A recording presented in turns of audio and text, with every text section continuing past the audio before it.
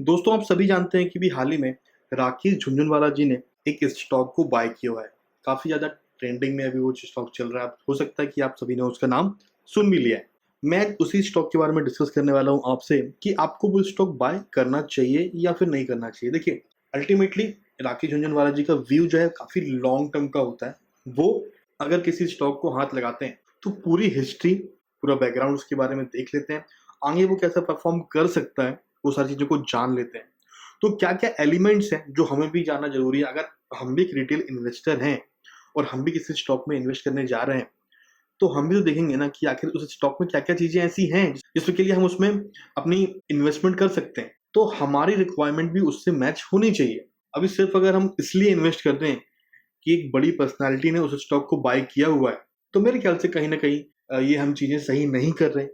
हमें खुद का भी एक व्यू रखना चाहिए। चलिए देख लेते हैं हम उस स्टॉक के बारे में कि आखिर किस सेक्टर की वो कंपनी है। पहला चीज़, अभी किस लेवल पे हमको वो चीज़ मिल रही है, एक्सपेंसिव है या काफ़ी चीप रेट में मिल रहा है, लॉन्ग टर्म विज़न उसका क्या हो सकता है, हम सारी चीज़ें डिस्कस कर लेंगे और लास्ट में मैं आपको ये भी बताऊँगा कि उस चीज़ को बाय करना चाहिए या नहीं चाहिए। मेरा व्यू क्या है? तो चलिए टेक्निकली, फंडामेंटली हर चीज़ें मैं उस कंपनी के बारे में आपके सामने एज़ इट इज़ रख देता हूँ। दोस्तों स्वागत है आप सभी का द फेवरेट स्टॉक में। अभी तक अगर आपने मेरे चैनल को सब्सक्राइब नहीं किया है तो उसे सब्सक्राइब भी कर लीजिए। वीडियो आपको डेफिनेटली पसंद आने वाला ही है, तो वीडियो को अभी से आप लाइक भी कर दीजिए दोस्तों। तो चलिए वीडियो को शुरू करते हैं। दोस्तों कंपनी जो है ना वो वाटर सोल्यूशन देती है, ठीक है। आप यहाँ पर देख सकते हैं टोटल वाटर सोल्यूशन यहाँ पर लिखा हुआ है। और मेरी रिसर्च के हिसाब से जो इतना मैं जानता हूँ कि इस टाइप की जो कंपनी है ना, नॉट इवन इंडिया, आप अगर वर्ल्ड की भी बात करोगे ना, तो ऐसी कंपनियां बहुत कम है या फिर ना के बराबर ही है। तो ये एक बहुत अच्छी बात है कि एक यूनिक कंपनी है। इस इंडस्ट्री में इसका कोई हाथ पकड़ने वाला अभी फिलहाल में नहीं है। जितने भी इंडस्ट्रीज होती हैं, जितने भी केमिकल फैक्ट्रीज होती है, वहां से जो वाटर निकलता है, जो गंदा पानी निकलता है, उस पानी को प्योर कैसे करना है, उस पानी को फिर से यूज करने के लायक कैसे बनाना है, इन सब चीज़ों के ऊपर ये कंपनी काम करती है। वो नॉट इवन इंडिया में ये सोल्यूशन देती है, बल्कि जो बाहर की कंट्रीज हैं वहां पर भी ये कंपनी इस चीज़ का सोल्यूशन प्रोवाइड करती है। तो डेफिनेटली अगर हम कंपनी का बैकग्राउंड की बात करें दोस्तों, तो कंपनी कमाल की है।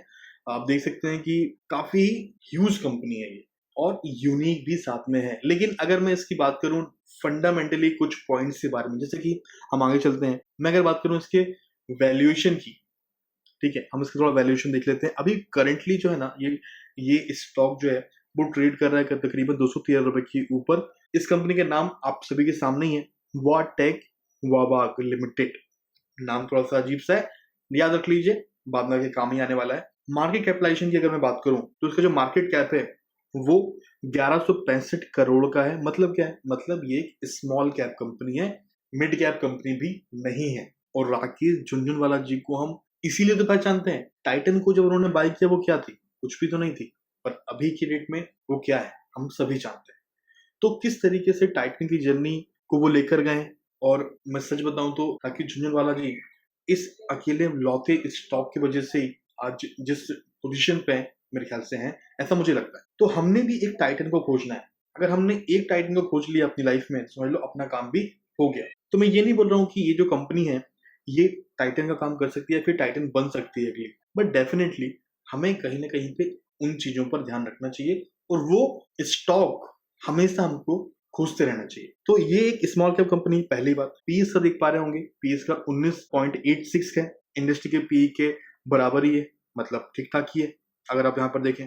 डिविडेंड कंपनी फिलहाल में नहीं दे रही है और प्राइस टू बुक वैल्यू जो है वो 1.19 है, जो कि ठीक है, अच्छा है मैं कहूँगा।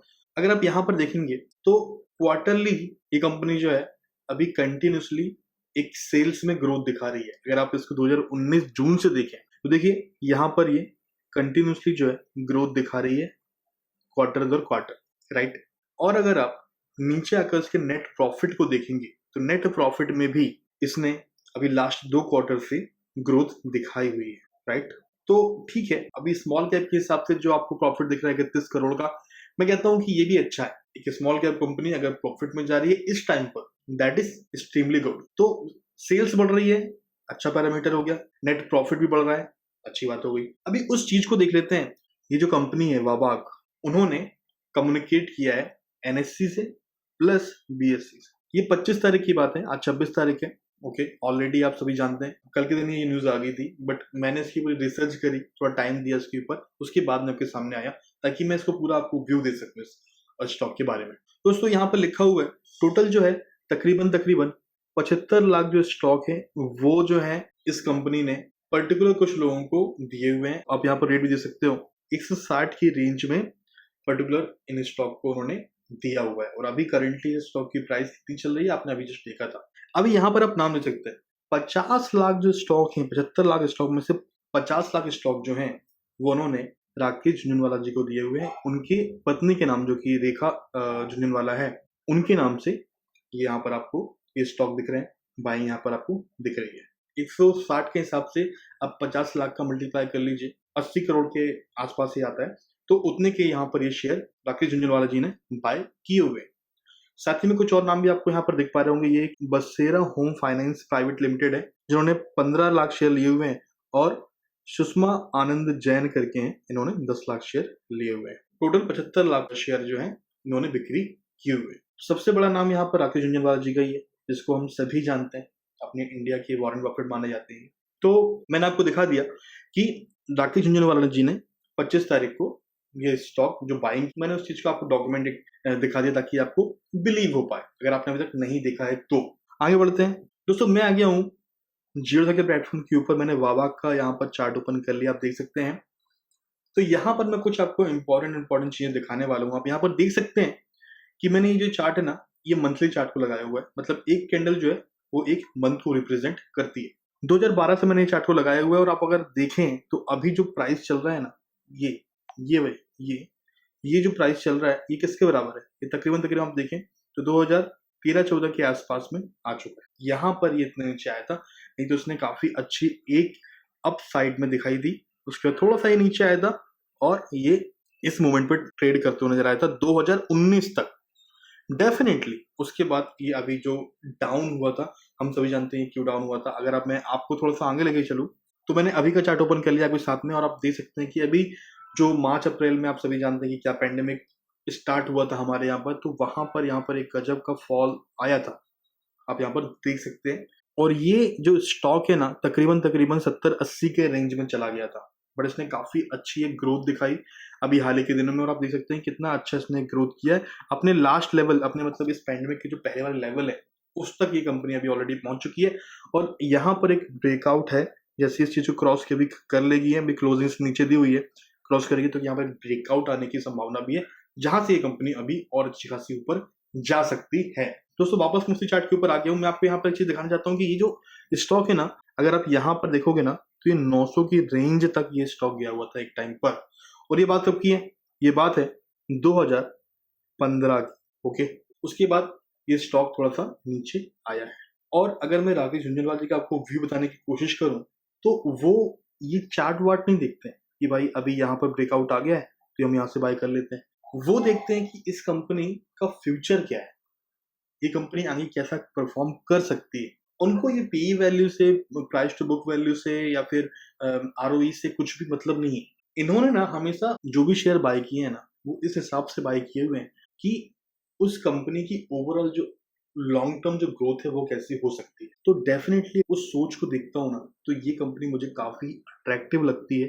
बिकॉज सी, ये कंपनी क्या करती है? ये कंपनी करती है वाटर सोल्यूशन काम देती है, और आप सभी जानते हैं कि अभी इस चीज की जरूरत कितनी ज्यादा है हमें। उस चीज को देखते हुए मुझे ये कंपनी सही लगती है। बट दोस्तों एक चीज और भी है जो हमको ध्यान देनी चाहिए कि हम जो है ना, हम रिटेल इन्वेस्टर हैं, और हम कितने दिन तक इस कंपनी में अपने इन्वेस्टमेंट को रख पाएंगे। और सपोज ये कंपनी आगे जाकर वैसा परफॉर्मेंस नहीं दिखा पाती है, फिर कोई दूसरी कंपनी जाती है जो इस फील्ड में इससे भी अच्छा करती है और वो आगे निकल जाती है, तो फिर क्या? क्योंकि ओवरऑल ये तो है कि small cap company, right? Small cap company है ये। और अगर मैं बात करूँ राकेश झुनझुनवाला जी की, तो उनके पास ऐसी बहुत सारी कंपनियां हैं। अगर ये कंपनी काम नहीं भी करती है तो उनके पास ऐसी 10 कंपनियां और हैं जहां पर उन्हें पैसे इन्वेस्ट किए हुए हैं। उनमें से कोई ना कोई कंपनी चली जाएगी और उनका काम तो निकल जाएगा। लेकिन हमारा क्या? हमारे पास 10 कंपनियां ऐसी नहीं है ना।